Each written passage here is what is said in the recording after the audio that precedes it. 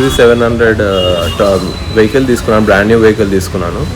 అది పీపీఎఫ్ చేయించేద్దామని చెప్పేసి మా ఫ్రెండ్ సజెస్ట్ చేశారు. V Exotica cars, Kamalapuri colony.